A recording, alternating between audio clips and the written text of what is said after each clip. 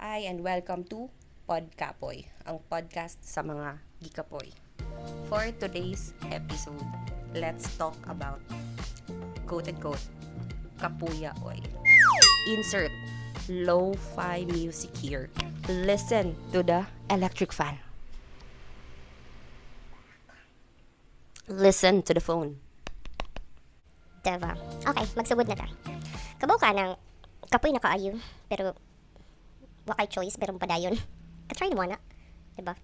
Kana ganing, kailangan gihapon ka mo function na mauna, musuod gihapon kag trabaho, mo mata gihapon kag sayo, mo tubag gihapon kag noted with thanks. But in truth, internally, murag lamian na gyud mo resign or karon oy, or if not, lamian na mo retire young karon oy, di ba? Muna siya dagan karon sa tong podcast. Actually, mag-monologue lang ko karon kay wala man ko'y katandem aside sa electric fan. Say hi. Yeah. Actually, this podcast may not be considered as motivational, like maghatag ko sa inyo og tips and advice how to become a millionaire. No. Dili po ni siya ma-consider as a morning routine. Nga nigmutan nimo kay dapat inani imong himuon, mag-stretching ka, magpa-abs ka. No.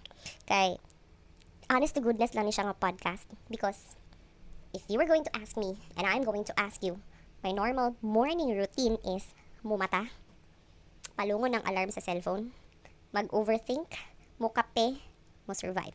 Right? Yeah. Welcome to PODKAPOY. Welcome to me. Well, this is just about may mga bagulbol and you don't actually have to look at me while listening, you know. Pwede rin mo siya i-play while nag-drive ka dira, ng laba, ng mahaw, or even ng guna or ga-pretend na okay ra ang tanan. Kabaw ko nga, dagan sa ato ang generation karon ang gikapoy. Sige daw, pag-comment to, say wala gikapoy. Diba? Like, muratag naa sa tunga-tunga sa tanan, no? Dili tatantong pobre, di po ta makonsider sa dato, diba? Kita yung middle, anong mga sulugoon, mga middle child, na? Dili po da dato enough para mo relax, diba? Nata sa weird na lugar sa to ang kinabuhi nga makonsider ta as, quote-unquote, as I mentioned earlier, working professional, diba? Nice na siya paminaw, no? Working professional. Pero, mutanaw gyapon ta sa resibo, pila ang grand total sa to ang Watson's purchases or pila ang presyo sa Jollibee nga itong gina-order. Diba? Like, naatay sweldo, pero murara siyang bisita sa ato ang bank account. Musulod ang sweldo, mubayad og bills, bayad insurance, bayad tax, SSS, gamayng ibog-ibog, mo na lang ni ang nabilin. Unya, kita ba ano nga mga millennials or older Gen Z, kita ba itong ginaingon nila sa una nga, ingnan tas tong mama, papa nga. Sige lang nak, ipagkahuman ni mong eskwela kay hayahay na. Huy, chismis. Minsan may nagpauso, ana. Diba? Like, pwede na ko siya i-confront na, asa lapit ang hayahay? Diba? Kay, although dagan sa tuwa karon kay ma-consider as professional, kay diba, giinan mo ta maning kamo, so eskwela tagtarong. Diba? Naning kamo, tag eskwela, nahimo na tag engineer, doctor, abogado, teacher, nurse, professional, businesswoman, and so on and so forth. Pero, sa akong nabantayan, no? Unsa man nga to ang common na fantasy karon? Sige daw, be. Ikaw, kung kamo, unsa man imong common na fantasy? Dili ba luxury car? I mean, ang uban dira kung ka-afford mo, hala sige pag fantasy mo og luxury car. Dili pud ba mansion unless, kamo, dahil mog level, lahi na mog tier. Pero as to someone like me nga na ma-consider as part of the middle class, basic ra kaayo akong common fantasy, which I believe pareho ta. Unsa man na, be? The answer is peace of mind, no? Peace. Kanang peace good, kanang okay, peace be with you. Ana, di ba daw? Ganing, makaingon kag, oh, shucks. Okay, dili na ako mamatay karong bulana sa bills, kanang pwede na ako mag-enjoy. Ya, kabaw pa jud mo unsay funny. Dagan ba gyud sa ato ang wala na nag-dream og grand lifestyle, di ba? Like, sa una, pati na tong kamas-kamas, pagtipid, no? Katong estudyante pa ta magtipid, sakay og jeep, kwentada jud na ang imong budget. Pero, karon nga age, no? Among the things na to ang ginalong for, ang naa sa top is comfort. Like, muna-muna naman sa akong kinabuhi, sukad katong batanon pa ko, no? Kaya nga nang nag-struggle na ko. At this age siguro nga na makakita na ko gamay o makatigom-tigom na ko gamay. Kaya comfort na lang yun.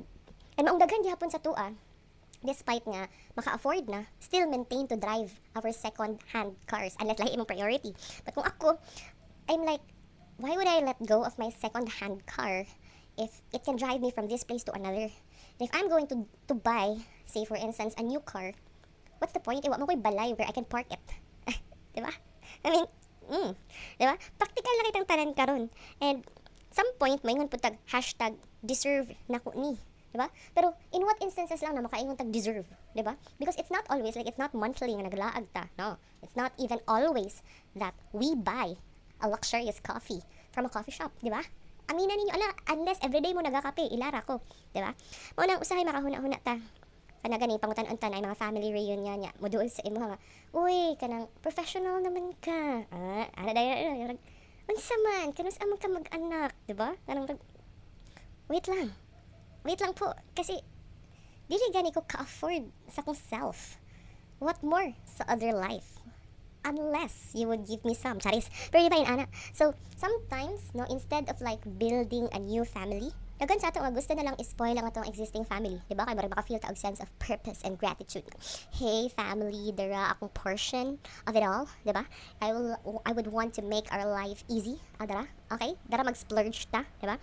So, sometimes we give back sa atong parents, sa atong manghod, sa atong friends. Para yung mga tao nga kauban nato survive. Ang ganahan rasad ta. Di ba? Ay, honestly, lisod jud kaayo na mo try og rare og family because kung ako lang as in the perspective of someone nga igo ra, no? Igo ra ang sweldo unya at the same time ubay-ubay pod ang gasto. Kanang makaingon pud kasi imong life na if magmama ko kadagan mag considerations such as kaning akong pagtulog di na siya manormal, no? So I have to devote like 3 or 4 years of my life na wa jud tarong tulog. And aside from that, mag-grade school na ang bata. Of course, I have to wake up early because I have to feed the family, lutuan og pamahaw, unless na ako'y katabang, which is dapat maka-afford na akong katabang anak. And of course, planchahon pa na ang mga uniform sa bata because mabuli sa school o kunot ang sinina, diba? Or dapat himuan po na ko siya baon. And dili po always dapat ang baon kay hotdog, kay ang kidney, diba? So, dagan kay siya consideration. Yeah, what if lang yun, diba? It exists. For example, ang anak ni Kuya Kim, huy, simbak ko, diba? Kanang mga sakit gani sa mga mental health issues. As a parent, you have to carry all that burden, diba?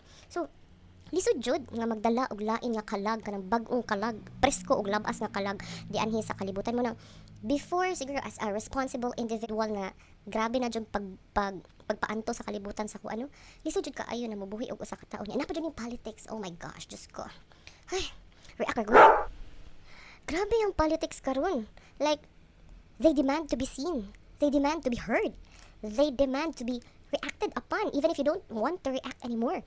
Like, diba kanang igo raman unta ko nag-open sa akong social media and here comes ay nadagma ang senator, ay na yung mga pagganap na yun, ano yung mga pagboto sa office of the Senate, diba kanang oh shucks, ito ba yun nandito na ha, diba?